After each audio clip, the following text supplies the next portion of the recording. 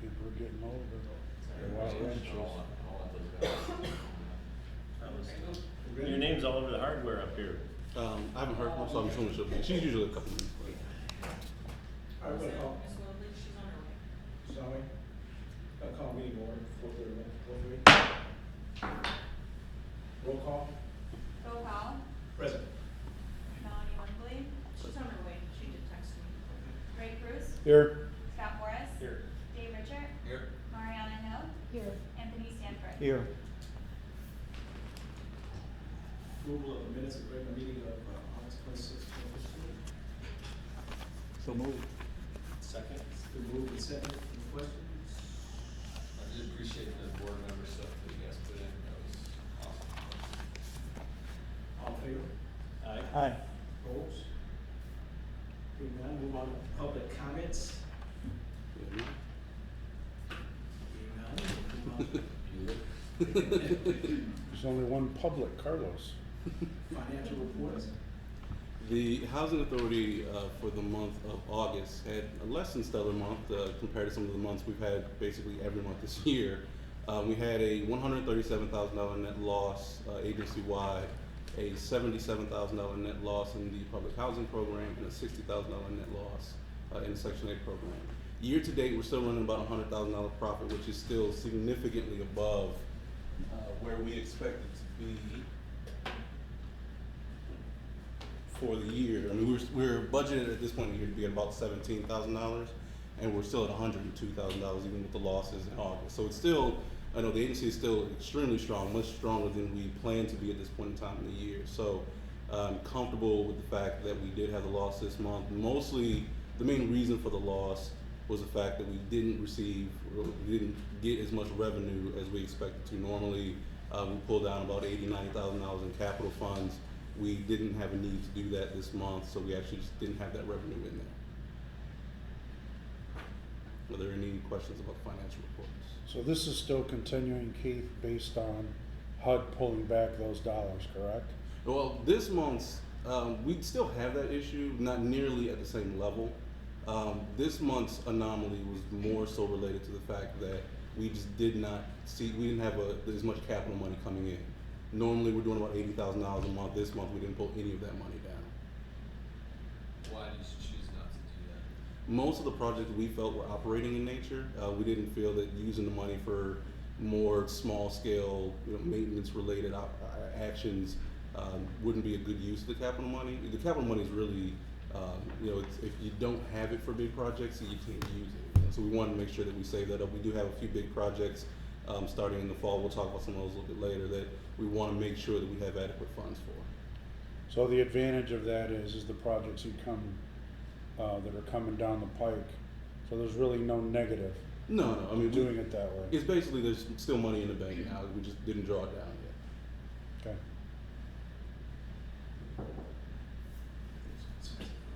Any other questions on financial?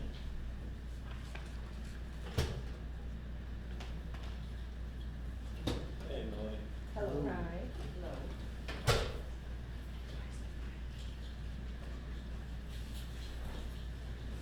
We're just reviewing the financial reports. Any questions? Are there any questions on the list of bills? All right, everybody get a chance to read departmental reports. I'd sort of like to forego that today because I think we have some lot of stuff we need to dig into. But if anybody has any questions, we can, if you haven't read them, we can ask. I'm good. No issues with that?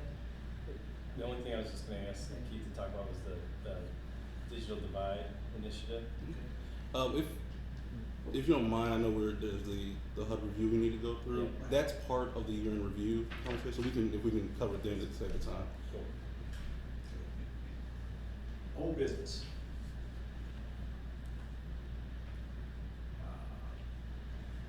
I think this is a perfect time to bring up the HUD review that Keith got out to everybody earlier this month. Hope everybody had a chance to review that and open to and I have some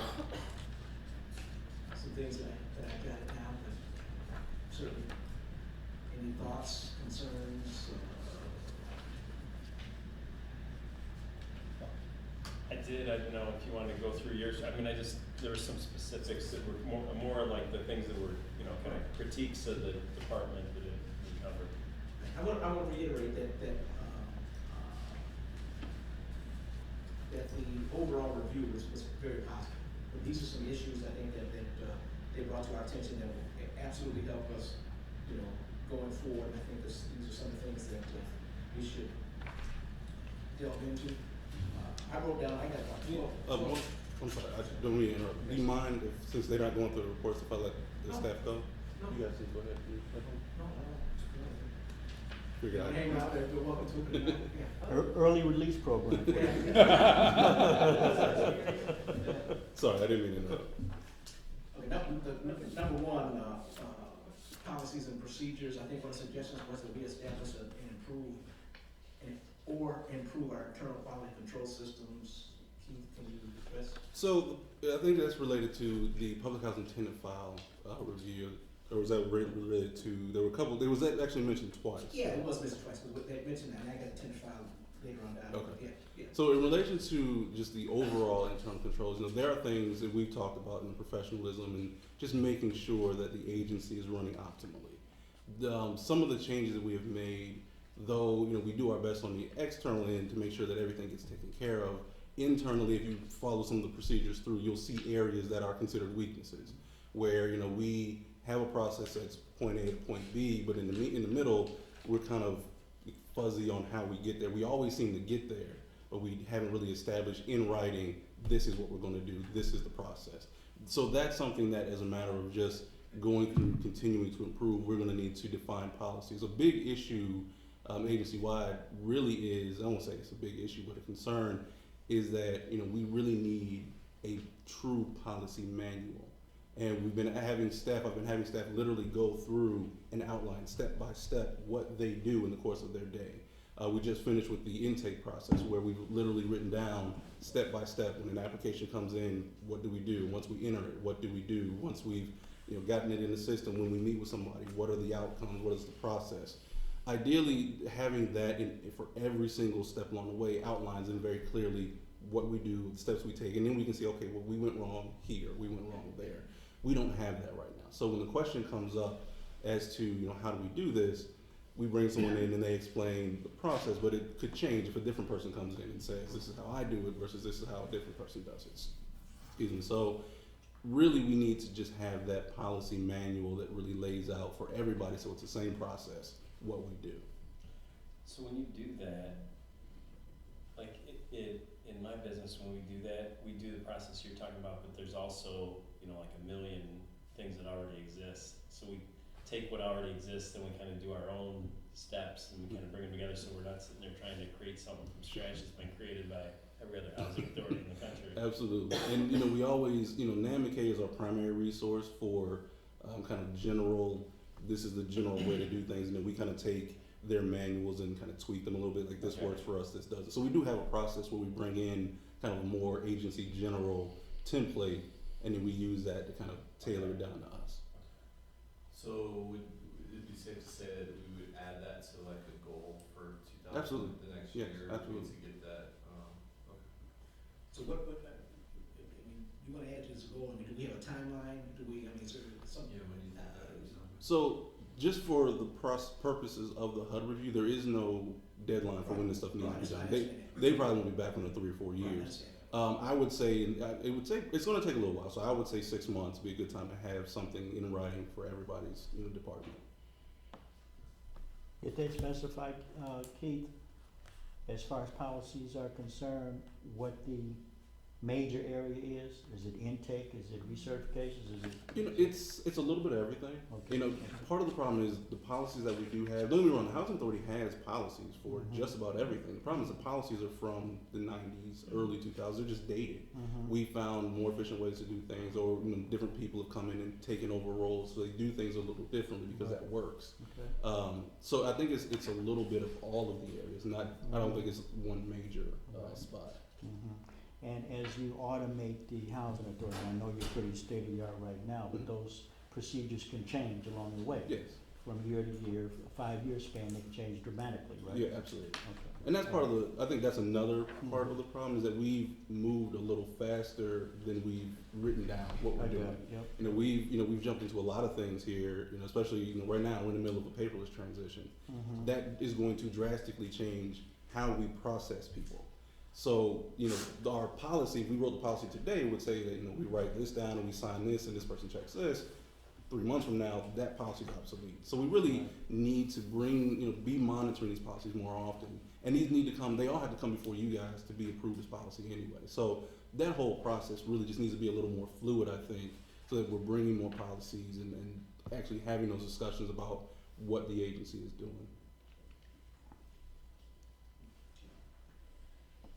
The Housing Assistance Payments, register, suggested we revise the HAP register to reflect all required info. There's some information missing off of it. So the HAP register is a system report. We use Emphasis Housing Software. It's a general agency software. The HAP register that when they requested, there's certain, I think they want the individual names of every tenant on the HAP register. They want the HAP amount, the month written in. The way our HAP register prints, we have all of the information. Our HAP register, though, it prints a description based on whatever was typed in during the payment process. So if the person typing in doesn't type in, all those little pieces of detail, it doesn't print it back out. So when we print a HAP register, that information is not there. Again, we have every last bit of that information. We try to explain that, but they want, and rightfully so, they want us to be able to give a report that says this is where, and that should be on the report. So we need to change the report, so more so than the process on that one. So that can be done in a short Month, yeah, we can- time. Okay.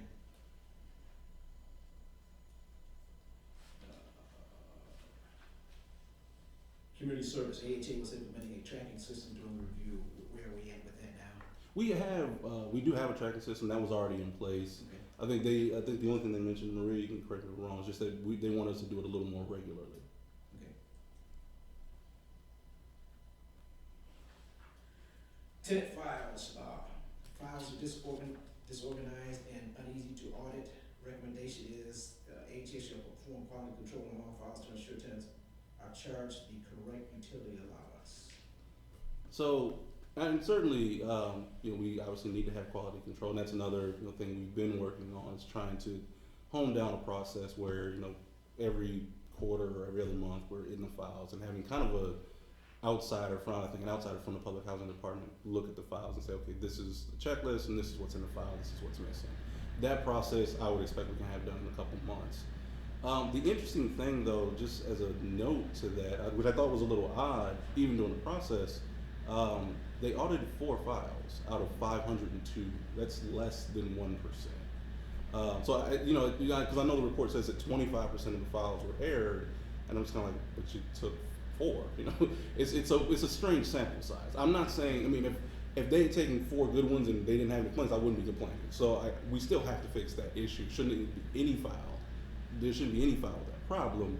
I just kind of wish they would have taken a larger sample size. So it's 1 out of 4. Yeah, it's like 1 out of 4, and that's 25%. But we have 502, so their sample size was 0.7%. So it's just a very condensed sample. But again, even 1 file is too many to have wrong, so it's still an issue. If they had found nothing, I'd be sitting here singing their praises, like, oh, it's great, But so the reality is, there's something that needs to be corrected, and they will address that.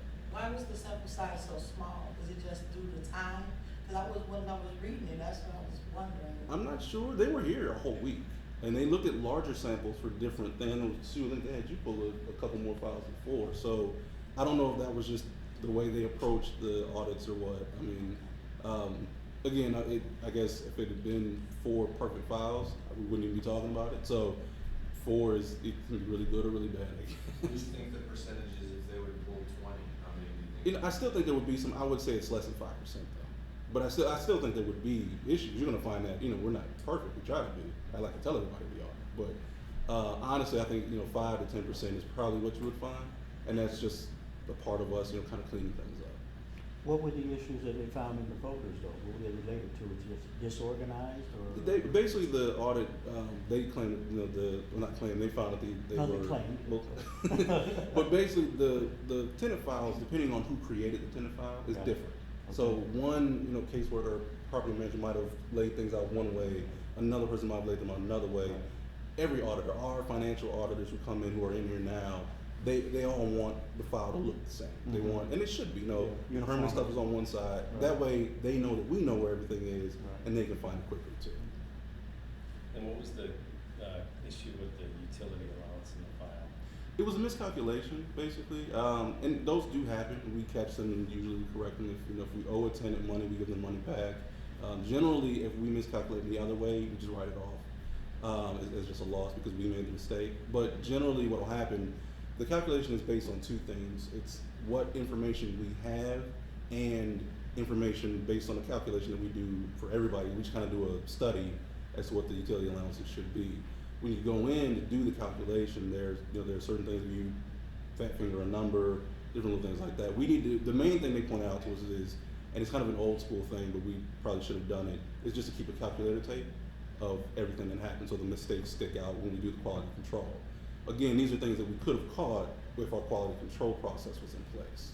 So I think it's kind of a two-step thing. It's one, we're showing our work to ourselves, and then two, quality control would have come back to us and say, hey, this is wrong, we need to get this corrected before auditors would have seen it. Who is in charge of the quality control?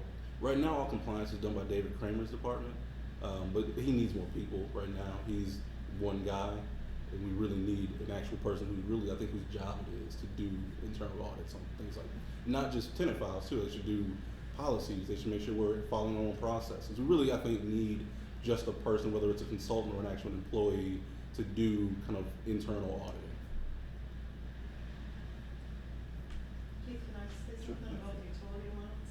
I know there was a few of the section 8 ones that they cited that when they did when the caseworkers did the calculations, they added it wrong. Mhm.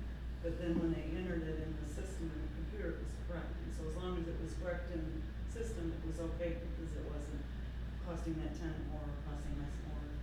So I went in and just showed them where it was okay in there, so. Right, but when it doesn't balance, then you start going, okay, what else doesn't balance? And that's exactly And what what else yeah. doesn't balance and what? And that's the same situation when our financial auditors are in, when they ask for a document and say, okay, well, here's a document, well, wait, these on time, then they say, okay, well, wait, now I need to see 4 more of these. Correct. Yeah, it kind of sprawls from there. Yeah, cause I mean, doing it on a calculator, I do that all day long, but I always do it 2 or 3 times because you can make errors. Yeah. In a spreadsheet or in a program, the program usually doesn't make the errors. And you had just mentioned, you probably need a quality control person, and after reading this report, I mean, that's the first thing that comes to my mind, is we had somebody monitoring this, Yeah. Much better than the ex-boards. In my opinion, and I think when the auditors were here and in their discussions, I think with both commissioners that were there and with us, the overarching kind of thing in this report is that I think we're very good as an agency. I don't think anybody's saying that we're not a good agency, we're not doing things that we're supposed to be doing. I think we have put out some very ambitious things and we get them done, but in the process of getting those ambitious things done, we leave a lot of little things that we're like, okay, I'll get back to it on Tuesday and then Wednesday and then next month. And so these little things need tied up. Right. And it's just about us really cleaning up these little things because eventually enough little things makes a very big thing. So that, and here we are, with the report. So we want to make sure, I think like you said, an internal one person whose job it is to keep all the little things in check is probably the key to all of this. How do we do that? Just hire somebody. I mean, it's pretty. I mean, so we need to find somebody with overarching skills though too. It's not just hire somebody and say fix all this. Right. We need somebody who really does understand public housing, whether that's a consultant or whether that's an actual staff person. That's a cost analysis basically, whether we want them on staff or consulting. But we need somebody with experience who knows how to look at a tenant file, who knows how to look at reporting, you almost want like an ex-auditor who can then come in and say, this is what we check for. Processes and systems. Clean all that and- up. Yeah, you can't have an entrepreneur do that stuff. Yeah. It doesn't ever happen. You gotta have somebody that literally likes that detail-oriented stuff. Yes. So my next question is then, that would probably make us run better as an agency. Absolutely. Why don't we do that? What's the drawback? There isn't one. I mean, honestly, I can't, you know, other than the fact that we're gonna spend some more money, I mean, other than that, no, and that's, I mean, this is, Business. right.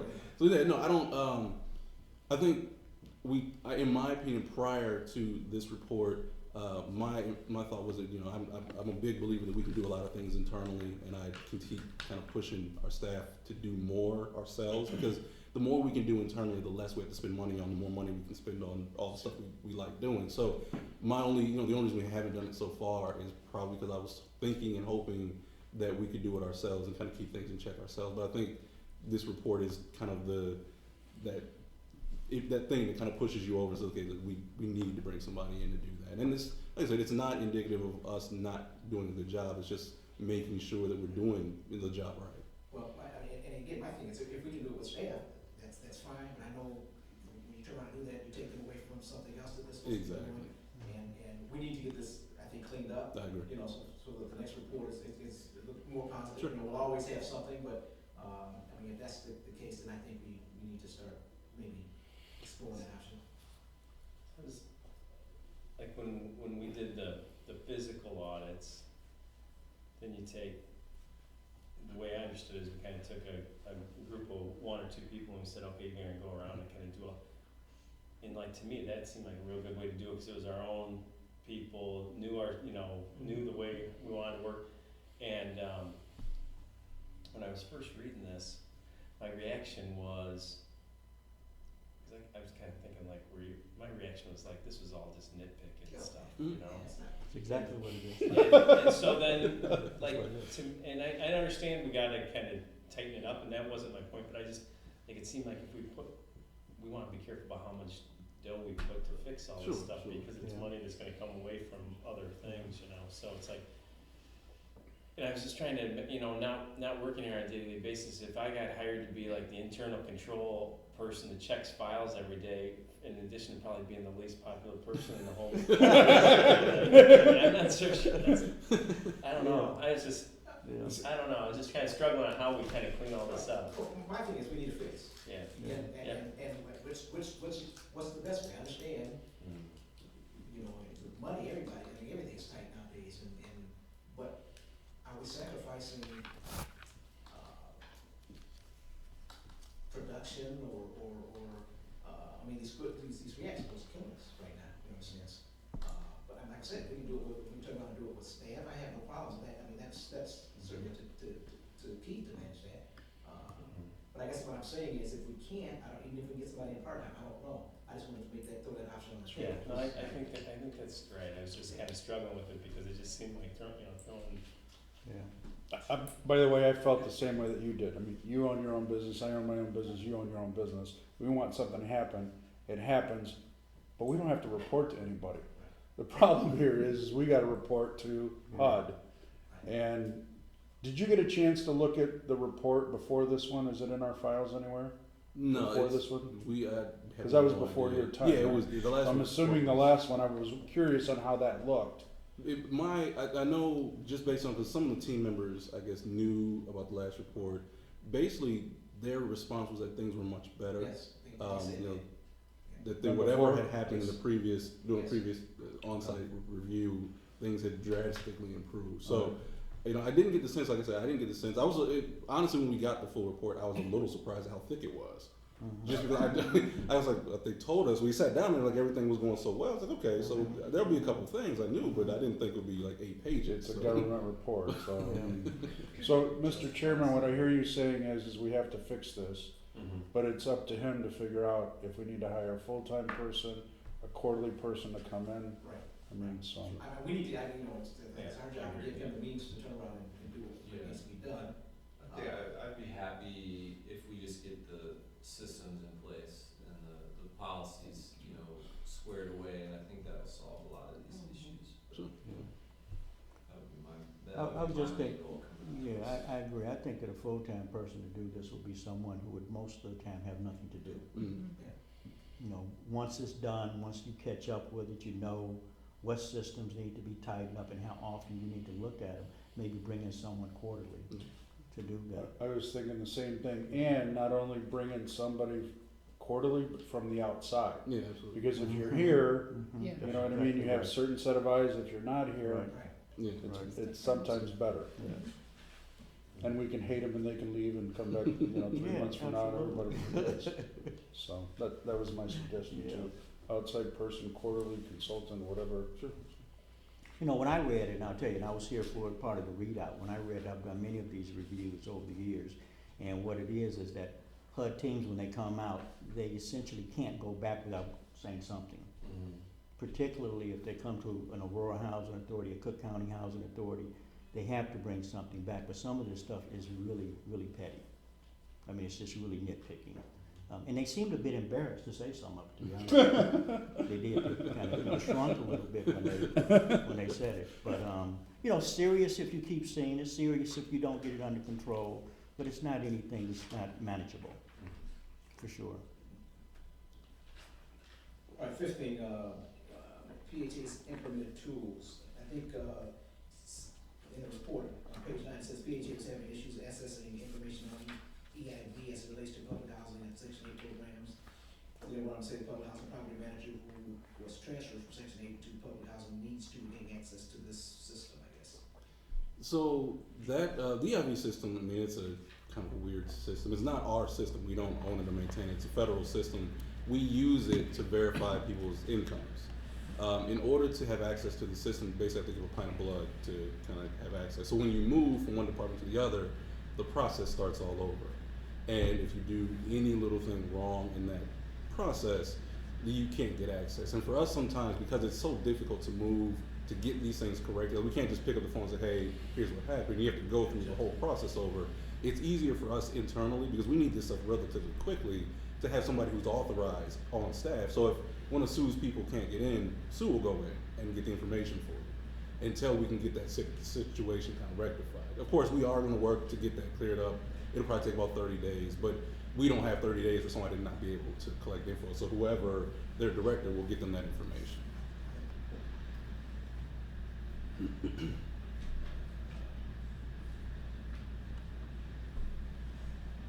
Security assessment, policies and procedures of permanent ACOP, and waiver forms that staff signs, executive director, and deputy executive director will work to create a standalone version of this information. This development process will also include the formulation of improper disclosure and security breach protocol. Also will be developed as a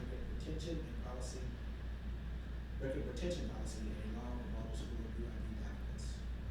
Kind of the same thing, just kind of relates to something. That's one of the policies. Record retention is a literal written policy we need to develop. We'll bring it before the board. You'll approve it or not. But that's just one thing that we need to update, really.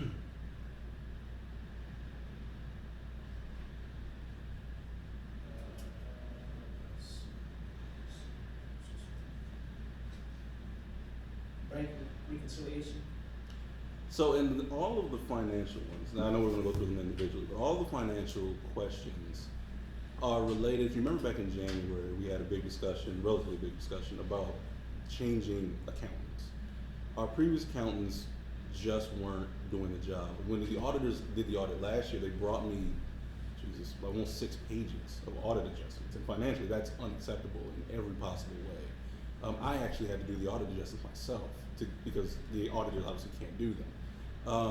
So we got rid of those accountants and brought in new ones, and since then, all of those issues pretty much have been addressed. So the bank recs system that we have written is what happens. So I get the bank statements, we control the activity that goes into the system, the accountants reconcile the bank to the activity.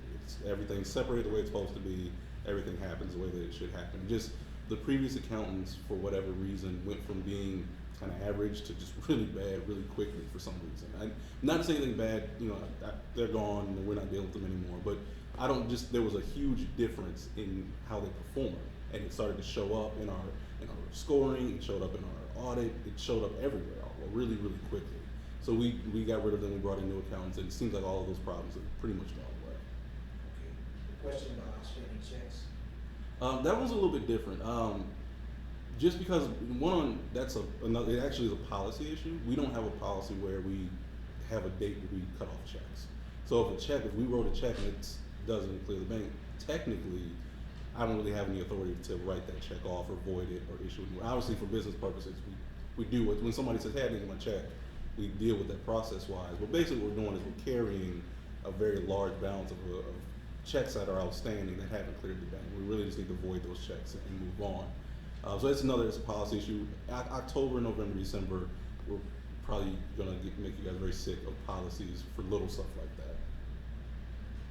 So when you do that, you just gotta be a little careful, because if you go through it, I mean, you can figure out what the right policy is, but some of them might be like, checks that were cut to employees that were never cashed or something like that, and I wanna make sure, I mean, you know. Just that they're allowed to, yeah. Right.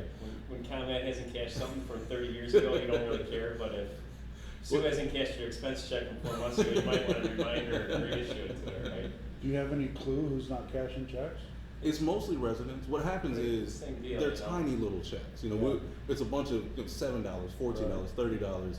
And don't get me wrong, some of it might be because they've moved, you know, because people move out, we owe them security deposits. We send them the check to the last address that we have for them. That might not be where they end up. They never got the check. It wasn't important enough for them to call us, and it never cleared, so we technically keep it on the books. When in reality, that $30 check, we either need to try and find them, or a lot of that stuff needs to go to the state. We're required, if we can't clear it, we have to send all that money to unclaimed property with the state. Right.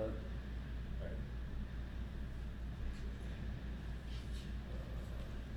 Signature cards. There are two with the signature cards and the HUD 51999 form. I think those are, so those are related to, and honestly, that was a bit of a shock for me. The bank, we use Old Second, and they changed names. They went from Old Second Bank Corp to Old Second National Bank. There's a pretty clear line why one changed to the other. It's not like we changed banks, the routing numbers didn't change. Honestly, and this is just kind of a mistake on this kind of loose change kind of thing on my part, I didn't think that we needed to change them because we didn't literally change anything else. The accounts didn't change. We're allowed to set up bank accounts and close bank accounts as we feel necessary. So we didn't change the signatory cards because we didn't change banks. So we need to change. We need to have new signatory cards, which means there has to be a new resolution for new signatory cards for the bank with the appropriate name. The HUD 51999 form. It basically is a form authorizing us to do business with the bank that we use. Again, we didn't change banks, and I have never used that form. At every housing authority I've been at, even banks where we've changed banks and opened new accounts, I've never filled out that form. So I thought it was an obsolete form. That's a mistake on my part that we didn't follow through on that. It's kind of a little thing, but it's actually kind of important.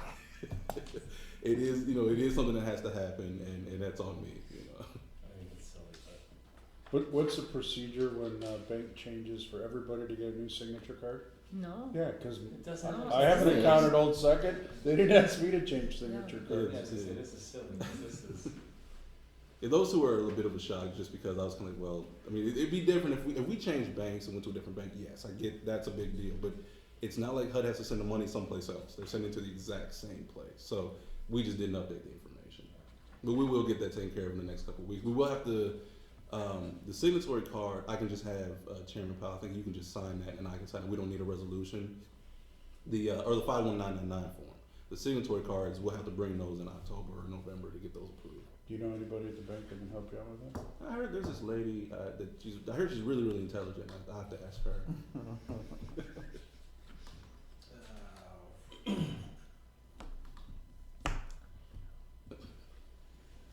General deposit agreement. That's the same thing. That's the 5 year. Right. Tenant account receivables. So that's a interesting. Every year we bring to you a year-end write-off for anybody's rent that they didn't pay that we don't want to keep on the books. We write that off. We still try to collect it. We go through that process. We do it too late, basically. At the end of the year, what happens is, as of March 31st, that's our cutoff date for all scoring activities. So everything that HUD scores happens as of March 31st. We don't generally bring, because it's kind of hard for us to have all of that information compiled at March 31st. Actually, we'd have to have it compiled for the board meeting ahead of March 31st. We don't usually do it until the April meeting. The write-off then shows that balance of everything that's uncollected sits, and it shows on our accounts as of March 31st. When they do the scoring, they take that into account. So our management score decreases because we are showing a very large tenant accounts receivable balance. What we need to do, and Maria and I talked about this, we need to start doing that basically the day or two, or we need to compile all that information right before the board meeting. So that in March, our March board meeting, we bring you the write-off. Our books are then basically clean as of March 31st. We have next to zero tenant accounts receivable, and then all those points will come back. What's that balance on average? What was last time was $90,000. I mean, it's a big balance. You know, it's a lot. So it looks, you know, if you just looked at on paper, you say, oh, they're not collecting their rent. When in reality, that's uncollectible over a full year. But we just have that balance sitting out there. Is that pretty common, that amount? Yeah, it doesn't. You know, the amount's not alarming at all. That wasn't what was the concern. The concern was that it was on the books at the end of the year. No, I'm saying for us on an annual basis. Oh no, it's actually a little bit lower. I think the year before we did $111,000 ish. I can't remember which one it was, but the last 2 years it's been relatively high. Now we're coming kind of on the tail end of a recession, so those I wouldn't expect. You know, hopefully things have gotten better. So I'd like to see that around $75,000-$80,000. That's money we're probably never going to get. Yeah. There is, you know, we've had some success. You know, when people want to get new housing, if they move out of here, but they want to move into CHA, then we see the money because they have to pay us to move in there. The state has a program we're going to sign up for that allows us. They basically garnish people's tax returns. So if you owe a federal agency or state agency money, they'll garnish your tax returns, and we'll see around tax time you start getting larger chunks of money. So we have to sign up for that program. So we'll see some of the money back, but not a significant amount. Financial assessment subsystem score. So that score, you know, we talked about this again in January, you know, where we had the issues with the accountants and it was causing us points issues. It kind of goes back to the fact that, you know, we talk about the allocations between public housing and Section 8 here and how, you know, Section 8 is doing really, really well and public housing is doing really, really badly. But we have a similar issue inside of our public housing program where we have two AMPs. So we have an AMP 1 and an AMP 2. Because the accountants, and this is the most ridiculous thing in the world, but because the accountants didn't move the excess cash from one AMP to the other AMP 2, I believe it was, no, AMP 1, looked like it didn't have adequate cash reserves. Now we all, you know, we have $1 million in reserves. We've had $1 million in reserves for the last couple of years, and we still do. AMP 2, on the other hand, looks like it's just overflowing with money, which is not how we operate here. You know, we use the money kind of fluidly as we need to. The accountants didn't do literally a 2-line transaction at the end of the year to move money from one to the other. And you have to remember, this is also effective. That item is from 3/31/2014. It's not a 2015 item. So it's actually a year old. But they didn't do this 2-line entry that moves money from one to the other. It basically, you know, the agency, we've shown you the report, the agency is a standard performer, but inside of the financial category, we didn't, you know, the expectation is that you score, I think it's like 17, 18 points, and we were at 16. So that little internal thing is what causes that kind of flag to come up. But again, it was a 2014 issue, we've already corrected it. I mean, now I think the most recent estimate on our score, it doesn't come out until basically, I think we get it again in January, February. But the estimate is 20 out of 25 for this year. So. The last thing I have is the procurement policies and contract administration. I think that was just we literally we follow our policy. I think basically there are a couple items where you know with the emergency work orders where we kind of went outside of our policy, but. It was more of a judgment call, and don't get me wrong, all of those judgment calls were made by me. It's not, staff is not making those decisions without coming to me first. But essentially what happens is, you know, somebody, you know, it's winter time, somebody's furnace is out, and it's like, they need a new boiler, or whatever, they need a new water heater. We don't have time to go get 3 quotes at 2 in the morning. We need to go and buy a water heater from whoever's open and get it put in. So in the situations like that, you know, the emergency, we have a night call guy. Carlos sometimes gets those calls. They'll ring me up and say, "Listen, we have to do this. Can we get this item?" And yes, we have. You know, it's an emergency thing. We need to deal with it. But because we don't, you know, we sole source. We go to one place. We get it at whatever the cost. You're not following the procedure. So what we really need to do is probably write something in the policy that allows for emergency activities. Yeah, set a procedure so you can do that. Yeah. And then Keith, you had talked before that you were sending staff for training and so forth. Mm-hmm. They said something in there about there's no travel policy. That is correct. Okay, so you're gonna fix that, right? Yes, sir.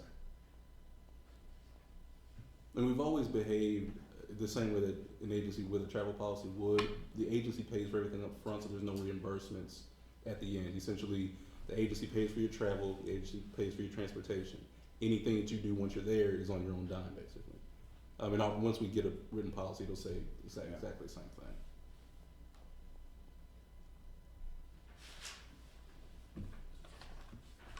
Anything else? That's all I had. Anybody else have any questions? I just think it's probably in the next month or two, we probably just need to revisit to make sure that these things are, or, I mean, if you wish, you could update us maybe on a monthly. Yeah, I was just thinking we could just kind of keep this as an old business item, and then we'll just every month we'll report on where we are with that. So on a scale of 1 to 10, 10 being great, how do you feel about this report? The report or the agency? Well, the agency, we already know we don't feel good about it. Don't get me wrong. I The never, report. I never like bad reports. Period. There's not ever going to be a time where I feel like oh, this is a good thing. I think it's good in the sense that it points out areas where we need to clean up. And I don't, I've never thought that we didn't have areas we needed to clean up, and we're always kind of working towards those. I want to say I don't want to say that the report's disingenuous. I think everything they said that they saw, they saw. So they're all things that we absolutely need to fix. Do I think some of them are as much of an emergency maybe as a report might present them? I don't think that's the case. So I think really what the report shows is areas that we just need to clean up. I really think this is all about loose change. Really. These are things that we know we need to deal with, but they haven't been high priority items because we decide, okay, we're going to do tiered housing. So we're doing tiered housing. It's like, oh, we got this signatory card issue. I'll deal with that later, and later just never happens. So it's just a matter of us cleaning things up, and that's really what I think is just more housekeeping than anything else. So 1 to 10, give me a number. I guess I would say the report's about a 7 because it points out things that we need to correct. I don't feel like the report shows us. I don't think anybody who read the report would think we were falling apart here. I think the report, even in itself, says overall the agency's doing well, and that's pretty much how I feel about the agency. Overall, we're doing pretty good. I don't want to report like that, but I think it's realistic. So Okay. yeah, 7 I guess is fair.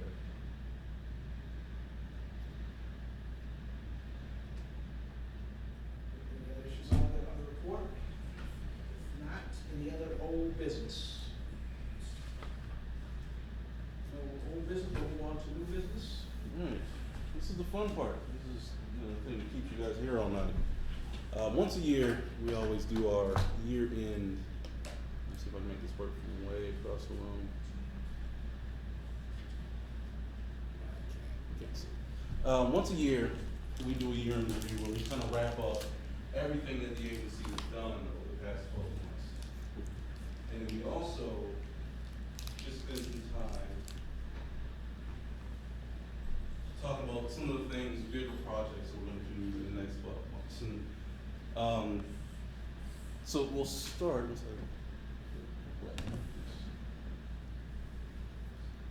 get everything, all our fancy technology up and running. Okay. That should come up in a second. We'll start just basically kind of going through where we were the last 12 months.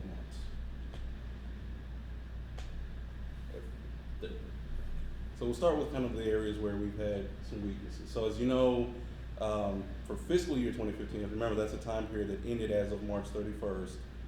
We did have a loss. And remember, throughout the entire fiscal year, HUD was taking very large chunks of money back through our Section 8 program. I think it all totaled about $717,000. So in my opinion, we handled those losses very well, but I never like a year where I'm reporting a loss. It's just, I always feel like, one of the things that's very important for a government agency to do is to live within our means. We stress that to everybody else. We spend so much time talking to our residents about that very thing. I think it kind of takes away from our credibility if we're not doing the same thing. So that's one of the things I think over the last 12 months has just kind of been a negative for us. The second thing, AMP1 had that big loss with the REACT scores we talked about. It's roughly a 40% score loss. as you know, and we'll talk about it in the successes side, the AMP2 success story, we had that the previous year, we had a similar loss in points, and we came back and had a 57% increase. So we know we've got a procedure, it works, we need to implement that procedure now at AMP1. Something to remember, AMP1 did not get scored in the previous year, so it held a score of like 82, but that score was it was the 2 years ago score. So when it finally got scored, it showed the same problems that we had in AMP1. So we know how to fix those problems. Carlos has already started that process of moving through that AMP. I wholeheartedly expect we'll have 2 really well scored physical inspection AMPs for this the next year's score, which is 2016. It's all fun trying to figure out the calendar. The St. Charles Hospital project, which was a big deal for us. It's not, HUD determined that it won't count towards the VCA. Now we're still trying to figure out ways to make that happen and work around that a little bit, but in writing right now, they determined that those units do not count, which again, and Pete, when he was here, mentioned that it goes really against how the VCA was written, but at the same time, HUD made a determination, so we can't really change that. So that was a negative, because 44 units plus the 40 we've done, that was huge. We were basically done with the VCA. This puts us back at basically 40% completion. So that's something we're going to have to deal with. We just talked about the HUD review, the on-site, all the kind of little things we need to clean up. So we'll address those. And the strategic plan, you all got a kind of a document with the on-site review, I think, that just kind of outlined where we were with all the items on the strategic plan and where we were supposed to be. When we say behind schedule, I just want to make it clear, we're not like years behind schedule. We're just not complete on things that on the schedule there we should have been complete. So the paperless transition we're in the middle of that now, whereas the schedule had it done at this point. There are a couple items we determined we really couldn't do, at least not effectively yet. So those are items that we should have had done or we wanted to have done now that we don't. So all of those have been kind of negatives in the course of the last 12 months, places that we wanted to see improvement, wanted to do better, and we just didn't get the outcome that we wanted. Now, I think all of these items are correctable. I think all of these items are not major. Well, I don't think really any of them are major impediments to our moving forward with our plans, with the agency in itself. I don't think we're in any kind of bad position agency-wide. I just know these are things that over the last 12 months, for whatever reason, did not work out for us. Yeah, question? Oh, I thought you had to look like you might have a question. So we'll talk about the successes. And when we go through this list, it's 8 items. When the auditors, our financial auditors were here and we kind of talked about what we've done over the past 12 months, we gave them this list. The lead auditor's response was, oh, is that all? I mean, what we do here in 12 months, I tell the staff all the time, we're a little spoiled here. What we do in a 12-month time frame, most agencies can't do in 3 years. So when we look through this list, you're gonna see some things that for a lot of agencies, it takes a whole year to do some of this stuff. We opened a brand new office in October of last year. Most agencies, even Pittsburgh, they planned out a new office and it didn't happen, and we pulled off an office over the summer, basically. And we did it under budget. We did it at an extremely low cost, and we got a really great product. So I think, that was a really good start to the last 12 months. So we kind of walked in and officially opened this space. Section 8 program. We added 509 new vouchers, $3 million in additional HAP funds that we're going to be spending locally and regionally. It's a 57% increase in the size of our Section 8 program. Commissioner Stanford might be able to speak a little wider to this, but I've been at 5 different housing authorities. I've never seen a housing authority increase anywhere their Section 8 by 57%. I've seen them increase, just not by that much, not all at one time. Not only did we manage that, Sue's staff, the development company staff, really manage that process. We got that thing open and running in 3 months. New projects like that generally don't happen that quickly. Yeah, that's phenomenal, if I can just interrupt. Extremely rare. We have staff can handle that? Absolutely. Well, the development company does the management, Okay. but Sue's staff is over the inspections and the processing of the HAC payments and everything. Great, yeah, remarkable. We closed on our permanent financing for the Foxbury homes. We're going to open the first 2 units are complete and leasing up in October. So we're actually now leasing the units. That whole process took basically a year. And every month going forward, we're going to be leasing about 2 units a month. So you know, things that we've said we were going to do, we've done. You know, we're not just saying, it's not lip service, we're actually doing these things. That's a $12 million, 40-unit project. Our physical inspection score, you know, when we first had the REAC issue, you know, we put together a plan and started to work through how we were going to correct things. We increased that score 43% in 1 year. The score increase was so drastic that HUD actually requested the information as to what we did because they wanted to make sure that the inspectors did their job. So, I mean, it kind of goes to show that the work we do, it works, and it can have huge impacts on our communities and our scoring. And I give, you know, Carlos a lot of credit for just kind of overseeing that process, but clearly that works. So that's why when we talk about the AMP1 issue, I don't have a lot of fear about that score because I know that we know how to fix that. Now, skip to it. We did get awarded, as y'all remember back in June, we got awarded $10 million in tax credits for the St. Charles Senior Living Project, which is a 60-unit project. And although it won't count, it's still, I think, a huge benefit for the city of Aurora. It's part of that downtown corridor, as Rick likes to call it, it's the gateway to downtown. So we're involved in a project that is going to help bring life back to that region. And I think, again, you know, in the last 2 years, we've done 100 units of development. For an agency our size, that's phenomenal. It just doesn't happen that often. We did do our first scholarship gala, and you know, for those of you who were there, and you all obviously know, we gave away $25,000. There aren't a lot of, you know, there are a lot of, this is gala season, and I don't think you're going to see a lot of people handing out $25,000 to students for college. Not to say that any amount's not good, it is, but I'm just really proud of the fact that we were able to use the dollars we had and raise the money that we were able to raise to put on what I think was a really high quality event. We were awarded 25 new VASH vouchers, Veterans Affairs vouchers. Those are exclusively for veterans.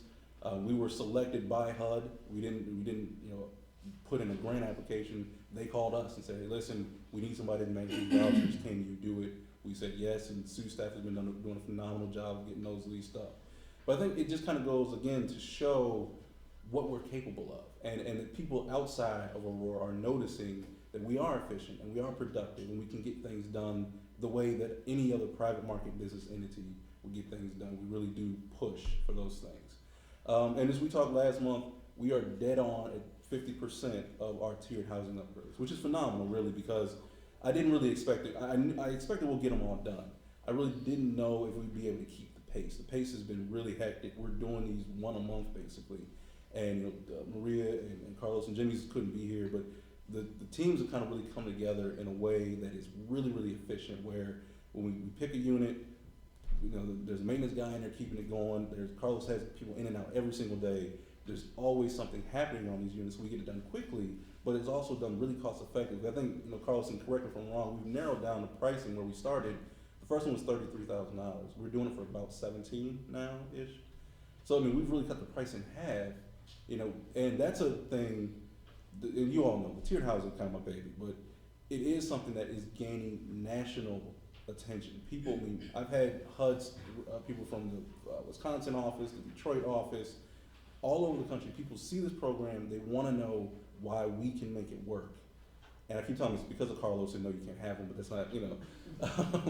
But the reality is, this is something other people have tried. You know, we didn't necessarily create something entirely new.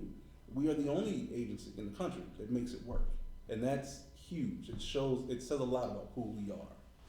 And then, and I didn't get a chance to mention, we didn't go through the departmental reports, but Carlos, for the second year in a row, we kind of got us another award. Here's the IAHA last week gave us an award for the development of this office space. And Carlos was actually Carlos's award, so we can't keep it. We have to let him take it home. But yeah, that one's his. That one belongs to him. But I think, you know, it just goes to show the extraordinary capabilities of the people that work for us, and the things that we've been able to do that just astound people outside of the public housing arena and inside it too. You know, we've just been really successful with getting things done. So are there any questions on those two issues? Just want to say congratulations to you, Carlos. Yeah, very nice. Good job. Very nice. So what you're saying is that Chairman Powell hired the right guy to do all this? Absolutely, absolutely. Even if I was going through the minutes of the board report from the one I got hired, and he's the only person that didn't vote for me. So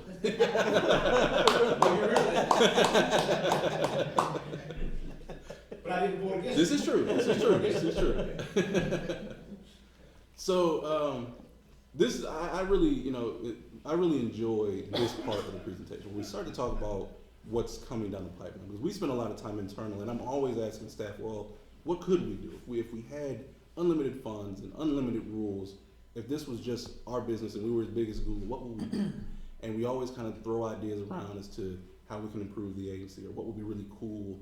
And some of those ideas came to fruition. That's where the office came from. And some of that discussion built, our tiered housing program was a strategic plan issue, but some of those conversations and the things that we talk about in this future projects area has been an area where we can kind of explore the possibilities and really see what shakes out. So, in the last couple of years, we've focused on ourselves, and we've turned inward and worked on professionalism, new logos, new letterhead, new office. Even the site offices have been renovated and are really nice. So we've had that time. I think we've started to realize that now that we've built this kind of the way we think it should be, it's time to look back outward to our residents. So this year's project planning really all focused on things we could do for our residents. So we're really kind of excited about these, because we think that they're going to allow us to really improve the quality of life at our properties. The first item is the digital divide issue. One of the things, and I had the good fortune to have a discussion with Congressman Foster's office. He mentioned that at the scholarship gala, I've been invited to be part of this national group that discusses how to bridge this digital divide for low-income families. So that's one of the things that we've decided to take on. Some of the notes about that, roughly 50% of low-income families lack access to high-speed, meaningful internet access in their home. Is that a national number Yes. or an Aurora number? No, that's a national number. So if you take that, we have about 2,000 families that we serve. That means 1,000 of those families, on average, don't have access to the internet, and really meaningful internet. If you have dial-up, yes, you have access to the internet, but the way information moves now, it's not meaningful access to the internet. Low-income children are 4 times more likely to not have internet access than their peers, which is huge in our world, because that means every one of our residents is 4 times more likely to not have that access, and that access is important. And I'll talk about that in a second, but schools now, more than ever, are asking students, my son I went to go pick him up from school, he's telling me how happy he is because he got to use his laptop. They have laptops. Every student at his school gets a laptop to use, and they do programs on the internet. He's expected to come home and do his homework on the internet a lot of times. If our students don't have access to the internet, then we're just setting them up basically to fail. We're not giving them access to the opportunities. And then also jobs. You can't apply for a job in person anymore. It's not how it works. Everything is electronic. If you don't have access to email, then we're not helping people to move forward. Pew Research shows that 35% of families say the reason they don't have internet access is because of the cost. So I believe that I'm sure of all residents that don't have internet, it's probably more than 35% that don't have it because of the cost. I know how much my Comcast bill is. It is not a small. I don't like paying it because I don't feel like I'm getting my money's worth. But what are you going to do? But that's a real issue, is that it costs money, and it's money that our residents, more so than I think a lot of people, can't really afford to. When you talk about kind of, is the internet a luxury? To me, no, it's not a luxury. You have to have it. But if it's food or the internet's not very important. So we want to help with that. And like I mentioned, schools are pushing more and more things out to the internet. Even if a school is giving students a laptop to use in their home, if they don't have the internet, the laptop's like having a library with no books. It's pointless. It's just a big box. You can't do anything with it. So that's an issue. Again, if we want our students, and we've proven it, there are kids in Aurora Public Housing that are brilliant, but they still need the tools at a young age to be able to utilize that brilliance in a meaningful way. So we looked at how could we kind of help to bridge that. So next week, I'm having a meeting with Comcast. They have something called the Internet Essentials Program. It's a low-cost internet service that is for low-income families. It costs $9.95 a month. So we're going to meet with them and do our best to kind of partner with them to bring that service to our properties. The way we have it drawn up, we will pay for the cost of the service for for all of our family sites. We can't do it, I don't know that we can do it agency-wide just yet, but at a minimum, if we can reach our family sites, which is 189 units, those are the units with children in them. The other two properties don't really have that issue. So I think we can move a little slower there, but where there are children, I think is where the internet really needs to be. So we want to cover the cost of that service. It's going to be roughly $40,000 a year at the advertised rate right now. So that's based on what my estimates are for cost of the service and taxes at about $15 a unit per month for 189 units, like 39,000 and change. So that's a cost. You know, we have $102,000 net profit right now. We can argue that we can afford to do this. And again, I think it's something that's important to do. How many kids do we have that say are 18 to 2-3 years old that are residents? Do you have any idea? I honestly don't know statistically speaking. It's a number we can get or handle pretty easily, but I don't. Ballpark? Really know. We're talking 300, 1,000? Well, I'd say that. Agency-wide, I'd say, no, between 150 and 250, somewhere. I mean, each one of those family units, they're family units for a reason. There's families in them. So in order to qualify those units, there's 2, 3, 4 bedrooms. There are children in those units. So I can argue that there are at least 189 families with children.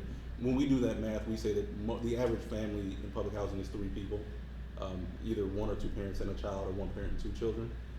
So basically take that and multiply that by 2, so you're looking at roughly 400 children that will be impacted by this. The reason I'm asking is if we give them the free internet, they still need an iPad or a computer. True. So we should be looking at the Gates Foundation, Apple, and see if we can get grants to get Absolutely. iPads for everybody, or what do they call it, the Microsoft Surface?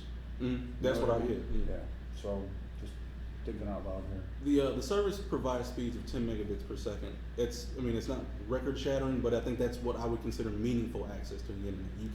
You can really surf the web at that speed and do the work that needs done. You can utilize the services that exist. The service does come with a free Wi-Fi router. So really, with the exception of having a computer, that's another issue that we'll need to, and that's something that Comcast does have access to. Part of the program is that they do provide a lower cost computer, so it might be something we can work out with them. My hope is that we don't have to spend $40,000. I'm expecting that since we're doing it in bulk, we can get a discount on some of the expenses. But what we really want to, yes sir.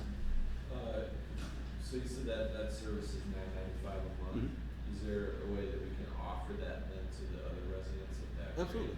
And that's something, the discussion won't be just for our 189 units. That is just what we can right now, as kind of like a pilot, or if we wanted to do it ourselves, that's what we can afford to pay for. We can absolutely, all of our residents qualify because it's a low-income program.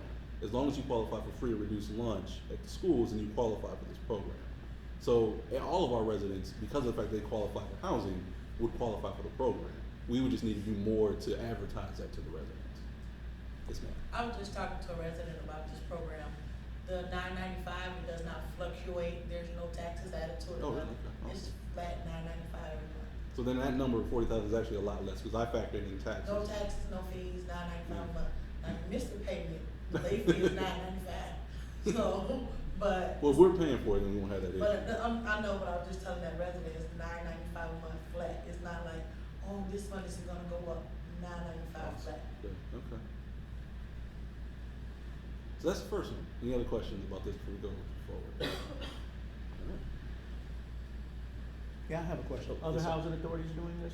Well, at least in the conversations that we've had, and I can't really speak for anybody outside of the state, but for anybody in the state, we're the only ones that are planning, that I know of, to take this drastic of a step.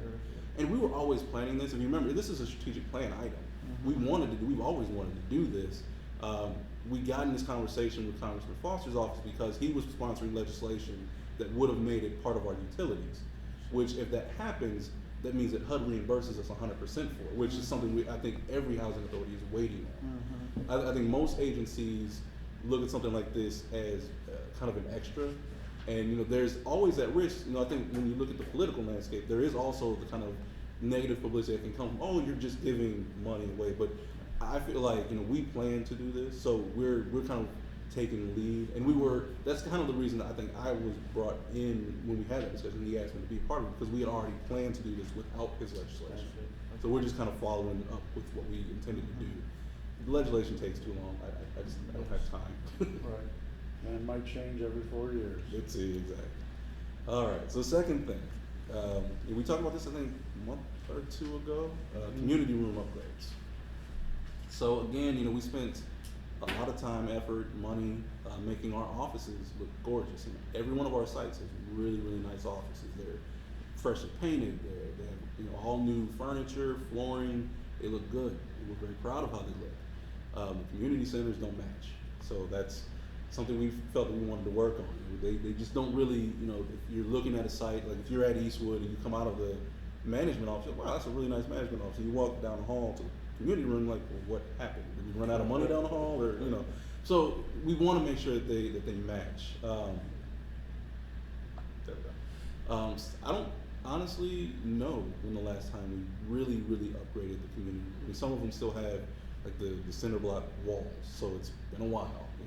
We've done, and don't get me wrong, it's definitely not been a high priority item. We've had plenty of other issues even prior to me getting here that needed to take precedence over this. But now I think is time for us to really approach that.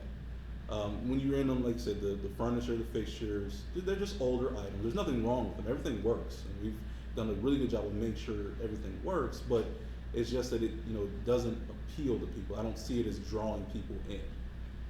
So we want to, same as we've done with our tiered units, same as we've done with the offices, just go in and do remodel community centers so that everything kind of matches and flows, so it all looks nice and it's inviting. We talk about, we want resident community groups, we want these partners to come in, and when you have a good community room, it's a lot easier to get people to come in and want to spend time there and want to build a community when they have a good space, versus if they have a space that's the lights are dim or it just doesn't look fun or it smells like there's water somewhere. Anything that we can do to make these spaces inviting, I think is going to do wonders to build community in our communities. Are you getting feedback from the residents on what they want in each of the buildings? We've started. Community We did start that process. We just talked about this. Like I said, we talked about it at the board meeting, I think maybe a month or two ago, and then internally we talked about it. What we want to do, because we're going to go and do it site by site, so it won't be all at one time. So we'll need to go into each community and really see what the needs are for that community room. Some communities need a big open space with TVs and refrigerators. Some, however, might want their space set aside for partners. So they might want offices and spaces that are more private. So it is something we'll have to do on a property by property basis. So we mentioned we want, we're going to go in, we're going to frame walls, we're going to provide, that interior design paint scheme that we've done here and in other properties. They're all going to have Wi-Fi. We just added a really nice security camera system to our Eastwood property, which I can pull up on my phone, all of our camera systems. We're going to do that at all of the community centers as well to add kind of security to that. New furniture, fixtures. We just want them to really be warm, really be inviting. We're also going to take the opportunity to improve the efficiency of those buildings too. I mean, they're big open rooms, so it's easy for us to kind of lose there's not a lot of walls or spaces where heat can get trapped, but the windows probably need replaced, doors need resealed, so it's an opportunity for us to go in and kind of do those things. Now, they're not gonna have a real big impact on like REACT scores or anything that we can really see as an agency, but it's definitely, a dollar thing where we've got money going out the door for heating that we're losing. And also, again, I think the return is in how much they will be used in the future. If a year from now when I stop at the Centennial House property community center and it's full of people, doing whatever, watching TV, playing cards, then that's a success to us. We're not going to see dollar returns like we do in a lot of other things that we do. How is the use on those community rooms now? It varies.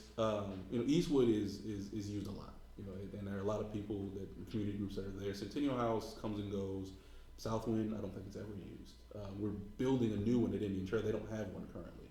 So we're building one there. Maple Terrace, they use theirs from time to time. I know they're starting the resident council again, and they have movie nights and things. So it's sporadic, but it comes and goes. I think Eastwood probably is the most consistent use. Cost, I'm sorry. That was my question, that I know some locations, I know Eastwood is blessed with the bigger community room. Mm-hmm. All the locations have like a separate, or a couple locations use a empty apartment, right? Yes. So Centennial House, Maple Terrace, and Eastwood have rooms, have big open rooms. Southwind, and when we finish Indian Trail, those are apartments that we've kind of reconstructed. Now Southwind actually isn't even reconstructed; it's just a unit basically. But we'll go in and actually spend some time really revising it so that the layout makes sense for a community room versus, oh, this is an empty unit. We don't want it to look or feel like an empty unit. We want it to make sense as a community room. And is it attached, are they attached to other apartments or are they standalones? Well, see, Southwinds is attached. Yes, it's, one of the duplex, what would have been a 4-bedroom unit, so there's only the one neighbor. I mean, about the Indian Trails, I believe, is the same situation where it's where the property management office is now. We're going to move that to a different unit, so it's an in unit. So there's just one neighbor versus two. It's been on my list for a long time, to just go look at those offices. So Let me know when. We'll take you on a tour. That's what we do. Overall cost, we've been really good about getting our tiered unit cost down to about $17,000. So the $25,000 number, I really don't think we'll hit that because these are just really bigger open spaces. We're not building walls. We're not, but depending on the level of rehab work we need to do, some of the costs may get up there. So I don't expect to see any of them cost more than $25,000 to do. So we've got a couple pictures. What's the total budget for all of them?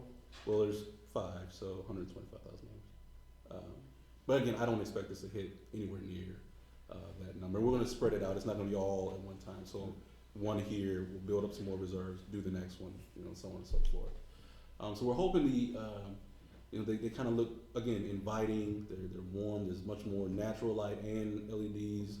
The light fixtures are just brighter. We want the white colored light versus like the kind of the yellow colored light. New furniture, flooring.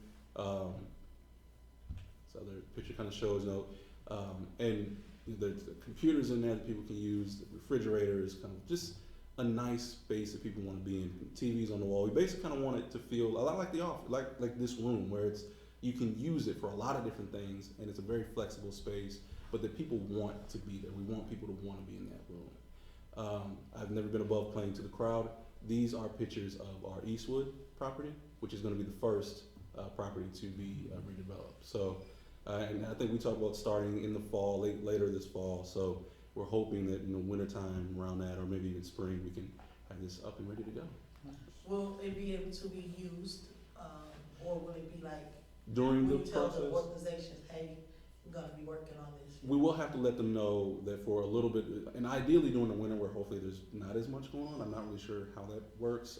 We will have to cut off access to it because it's just not safe for us to have people working, have people in there. We can probably work out some arrangements where if they need to use maybe the office for some of this private stuff, but during that main time, like we're not gonna have space that big. That just don't really have any place else to send people for the time being. But it shouldn't be that long. I was just gonna say, what's the turnaround here? I would say 90 days, but I don't want to stick to that. I would say that 90 days is probably a good average for us. So about 3 months, and I think if we do it in the middle of winter, we'll kind of use that down. So maybe those times right before and after holidays where there's not as many people moving around, we can try and get as much work done as possible. Would you put the notice out to the groups, but also either to the residents or the community? Yeah, we'll probably do just a blanket note to the entire community, so everybody knows, hey, on this day we're gonna start construction, the room won't be available.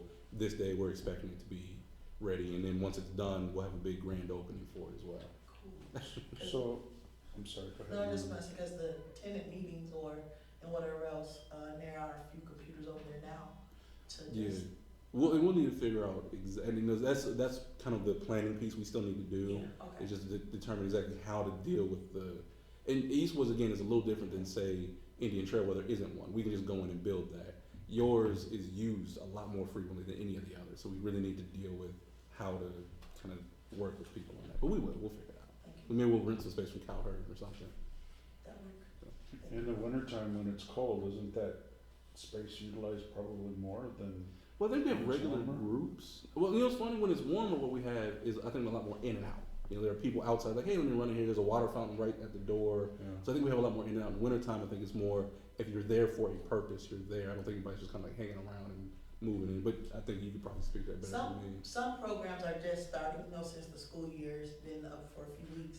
So they're just getting ready to start like possibly the women's Bible class again. They're having meetings about that to see when that's gonna happen. The TNT, the Teenage Night. And so, kind of like when the school year starts, a lot of programs start. Okay. But as long as we have enough notice about everything, because even attending meetings, it usually goes with the school year as well. Okay. So as long as we have enough notice and we can plan, it'll be fine. Well, we've started. I've started having. Well, I haven't started, but we're on a schedule to have bi-monthly meetings with the principal at Calhern. So I think there's an opportunity. I think the first meeting is, I think, a couple weeks. I think that's an opportunity, one, to kind of build a relationship, and then I have two. a great relationship with Miss England, so I'm Good. sure she'll. So then we can kind of bounce in. You know, we can do whatever they need to help out. But then if we can maybe use some of their space, Yeah. I think that's a great opportunity for us to really build that relationship. Yeah, and then I can speak with the parent liaison, she's a new there, Sure. Yeah. and then even, they have plenty of room. Awesome. that we can Okay. use. So yeah, I think that'll help us with Eastwood. Okay, thank you. All right. So a resident information packet. And this one seems a little smaller until you kind of put it in context. We move in about 100 new residents every year. And when we do that, they get a packet of information basically at their move-in. The packet is, like I say, it's kind of the first impression other than your application process that you really get of the agency. It's the first time you meet your property manager. It's when you get, all the information about the agency, when you sign your life away for everything. That process and that packet, we really wanted to give a good impression. We want people to realize that the Aurora Housing Authority is different than any place else, any other housing authority you're going to go to. So that packet needs to be kind of sleek and minimal. It needs to represent us and everything that we're about. And we spent a lot of time working on our image, repairing relationships, building new ones, getting out in the community. We really want our first real interaction with our residents to kind of be the same. And they just need to be updated. Again, there's information that we've packaged, just because somebody says, or whoever says you have to give this document. So we photocopy 1 million of them, staple them, shove them in a folder. And Maria and I have joked at some of the older documents because they're faded or they're not, they're crooked or lined up. It's just things that don't go with who we're trying to be as an agency. So, if you would be so kind, thank you, ma'am. This is Maria's master copy, so I'm assuming it's still in the basically a red folder though. This is what we give people currently, and I'll pass this around. When you go through it, you've got your photocopied items. Everything's stapled. It's not paper. Again, this is her copy, but the items in here are just kind of in the folder, and it's just kind of a red folder. And there's nothing wrong with this. It works. It is effective. Let's just be honest. It does work. But what we're moving to is something that looks a lot more like this, where you get our logo. This is a much nicer folder. On the inside, you have your business card for your property manager. Actually, I wrote. I felt like kind of being kind of corny, but I wrote an actual welcome letter that we've got in here. The community resource guide that we had our interns from the summer develop is now part of the move-in packet. So all of that information is here, and every resident that moves in will have. Now we'll get that packet to all of our residents, but every new resident that moves in gets one of these now, and I think it just represents us as an agency a lot better with that first interaction where you get this document, which is just a lot sleeker. One of the other things we had in this bucket, you have to forgive the bucket, it's a little clunky. In all of the units, I've moved 1 million times, way too many that I want to count, but anytime I've moved into an apartment complex, one of the things that you get is just a little basket, and it has a couple items in it. They're kind of, tiny little things, but they come in handy. A little thing of dish soap or dishwasher detergent, or just little things. It's kind of nice to receive. So we've developed, and we're going to develop. Again, this bucket's really ugly, so we'll find a better looking bucket. But we're going to develop. We went to the dollar store, spent $10, and got everything here. And that packet, we've toyed with the idea of making that packet a book instead of an actual folded item. So that goes in, but they'll go into their unit first day, and this is sitting on the counter there. So you've got, and I'll pass it around, there's just kind of basic things, sponges, some baking soda, dish soap, some Skittles, because I like Skittles, batteries, there's a flashlight there, little things that, for our residents, I think, I mean, when I get them, I love getting this packet when I move into a new community, because it's just, it's just a nice little welcome thing. And I think for us, as we keep pushing further down the professionalism line, I think this is a step in the right direction. And I think for our residents, not to say I don't ever want to assume that our residents can't afford these items, but I think it's reasonable to expect that these are a lot more helpful for our residents than it would be for maybe me. So I think having, that when you move in now, they don't have to go buy sponges and dish soap, just little things that save people a couple dollars, that last maybe a month, but they help. And it gives, again, that first warm, good impression. So I kind of ran through everything on here. One thing I will say though, we talked about the development company and benefiting the housing authority. These buckets will be provided at no cost to the AHA by the Northern Lights Development Corporation, How nice. which means they'll be branded, of course. It's a little bit of advertising, but the development company is going to pay all costs for these buckets. So as we move in 100 new people, we'll get 100 buckets free of charge, items in them for our residents. And I guess you guys want to pass this John thing around or not, but. I think it's a lovely bucket, by the way. And I know you said the bucket costume. That's a perfect size for certain things. Like you said, sometime a flashlight can be branded or. As much as, since the development company's gonna pay for the items, I don't even wrong, we'll more than likely brand them in some way, but we wanna make sure that the items they get are useful. Like I think a flashlight, you have a power outage, now you got a flashlight, you've got dish soap, you've got basic things, they're not expensive to buy, but they are meaningful to our residents. And I think they provide this kind of, again, that this, since the housing authority actually cares and wants them to feel good about it. Is the Section 8 people, are they gonna get, They will get the new packet. when they come in for their? Yes, so they'll get the new packet. Now, the welcome bucket with the section, because we don't really move in a lot of new Section 8 residents, we kind of leave that to the landlords. But they will definitely see the revised The new packet, so yes. I think that's a great idea, because like, what I normally do is go knock on doors myself when there's a new resident and say hi, see if they need anything, so I think that, that resource guide, and then I had a question for Rick. Does the city still have a folder for new residents? Yeah. Okay, because, when I, came in, used to be a community resource on Farnsworth, Mhm. near Shepherd, and it was, walked in there, they had everything with the city of Aurora information, magnets, so like, it would be good, the magnets. Yeah, like to have all that, emergency, yeah, absolutely. all that stuff, in there, little flashlight, a pen, possibly a note paper, and then the magnet for emergency numbers and all that stuff. So that is great. But we can kind of work with, yes, sir. So this packet's a lot thinner than that one. Is there more that goes in here, or did you just condense it? No, we condensed, Maria the biggest thing in there is the lead paint, it's like 30 pages, so she double-sided, so she basically took 2 pages and put them on 1 page and then double-sided it. So it's just smaller than it usually is. Okay. But the city of Aurora has like a booklet that has like all the numbers for everything, Also, we can get that, so you can get that in there. we can get it for free though, right? Yeah. We have a PDF, so yeah, you just. That's, okay. Yeah, that was You have to a, wait till the Wi-Fi gets installed. yeah, I There's a think couple that's, of things that might make sense, either incorporating the same document, there's the Alderman's Guide, which has all this. yeah, that's what's my son. Mr. Cruz is referring to, but then there's, also, youth, community services, Dan Burrows Department puts out a youth services resource guide. Nope.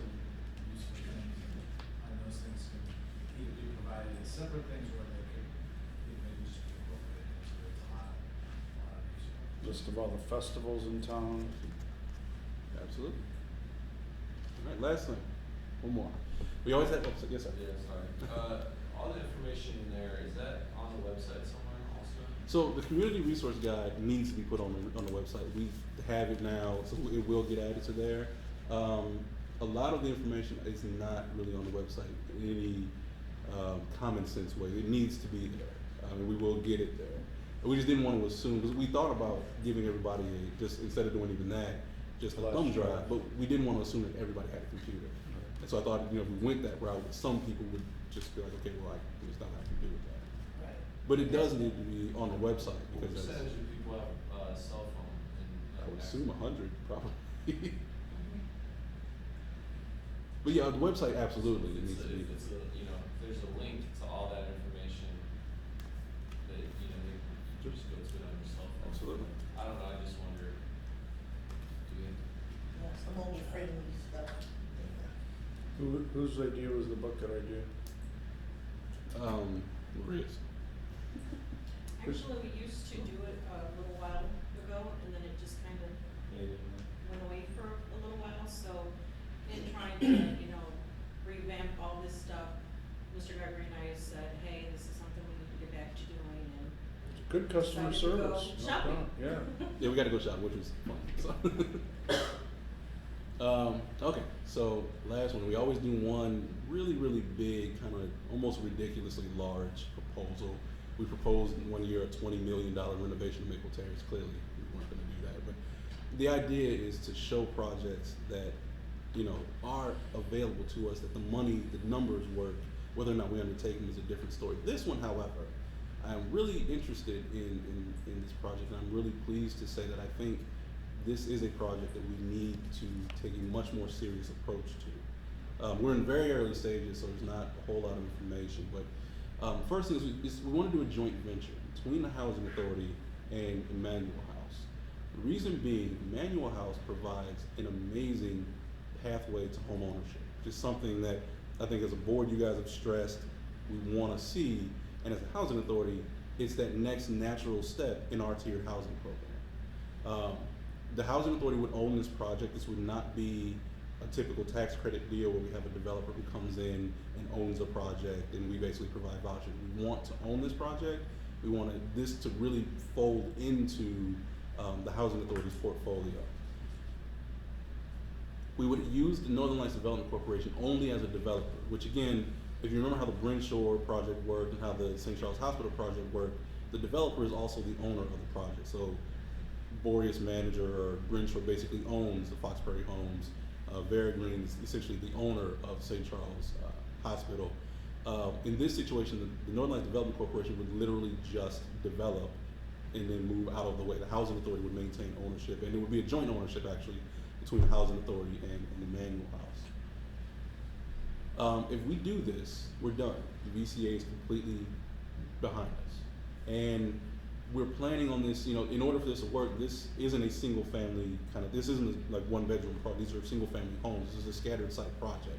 HUD can make no arguments that this doesn't meet the requirement. This in every way meets the requirement. We did a little bit of research on our end just to see were there even 60 really available units that were affordable in the city of Aurora, and the answer to that question is yes.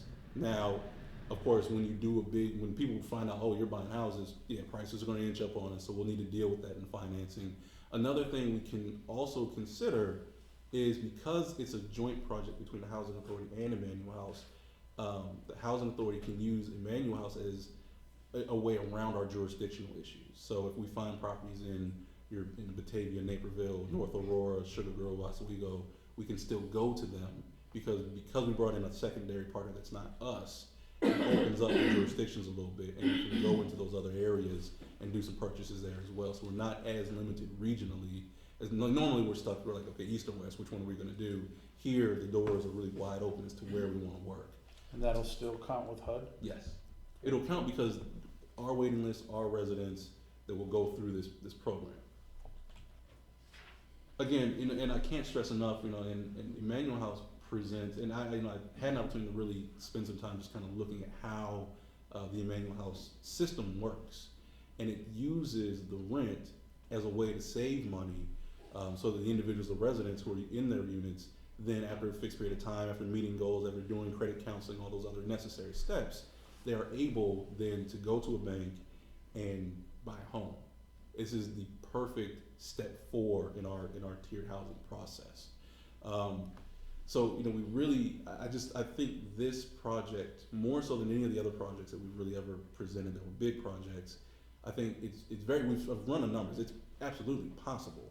And I think it's very important for us to do. I think if we're gonna be forced to close out a VCA, I think this is the best way to do it. I don't know that you can do a better closeout to something like that where you're doing new units, so HUD's happy. If you're doing family size units, so HUD's happy. but you're doing them in a scattered site development. So it's not any burden anywhere, and you're providing people a way to home ownership, which means that after a period of time, a couple of years have gone by, and you've gotten people through this program, now you've got a revolving door where people go from tier 3 to tier 4 to home ownership. That's what we want to be as a housing authority. If we're looking at where we want to do our next strategic plan, that's the primary thing that goes in that document, is that we want to build literally a stairway system back to home ownership. And this really is that, I think, that last step along the way.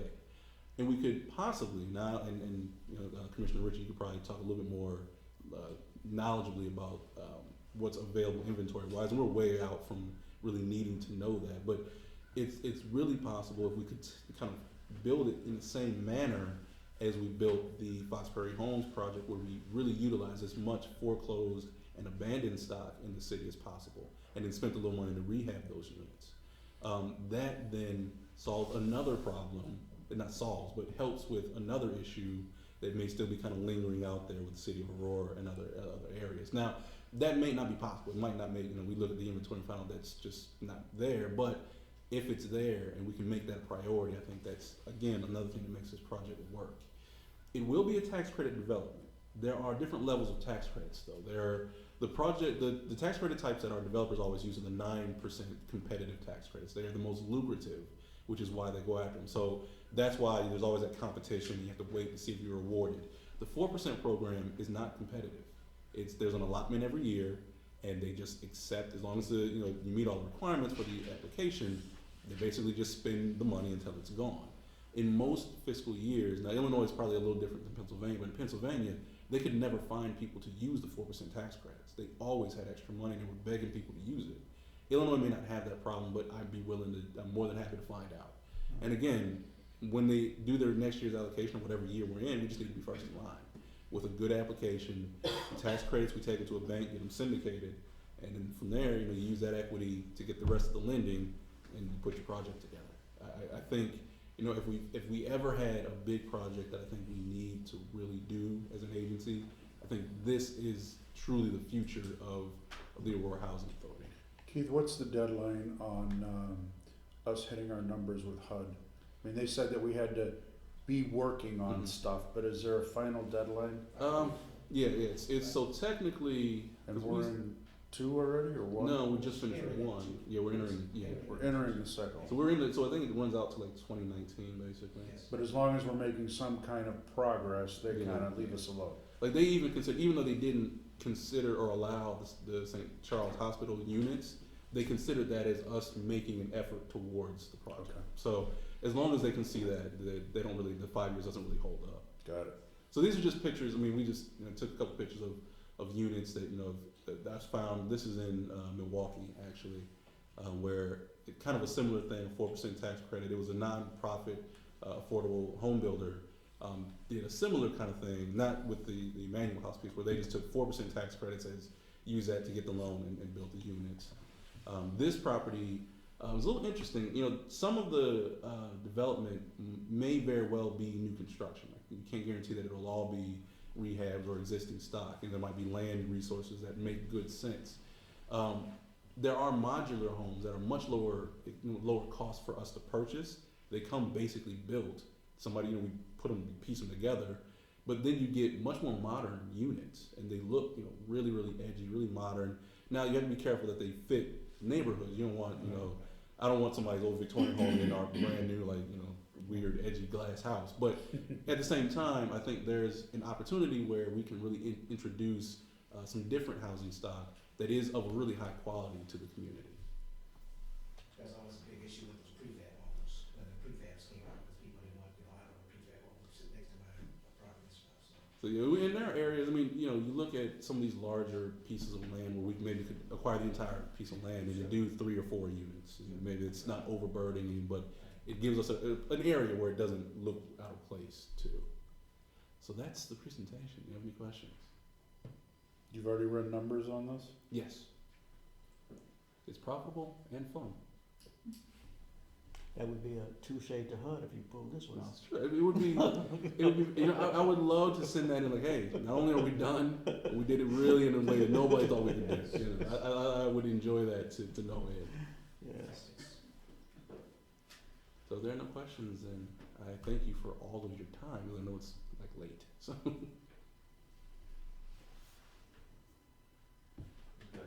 Yeah, we got one executive Oh, we session. have that too, oh, okay. Yeah, so,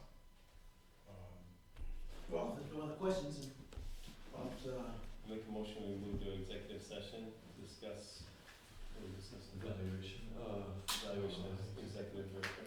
yeah. Staffing. the motion second, all in favor? Aye. Opposed? Yay. Thanks, Keith. Yes, thank you very much. Except with the Skittles though. Doing skill? Yeah. Is it warm It in is here? a long meeting. Is it warm in We here? all used to school. Is it warm in here? It's just for me. Just leave the Skittles. Yeah, she's taking the Skittles. Dude, you should have like peanut M&Ms. We have, you know, does anybody work, we have food in the kitchen, does anybody want some? Alright, just wanna open them all on the floor. Oh, no, You guys want snacks? Absolutely. What do you got in there? We got everything, chips, chocolate, water. Let me go see. No. No, tears. I'm gonna use the restroom.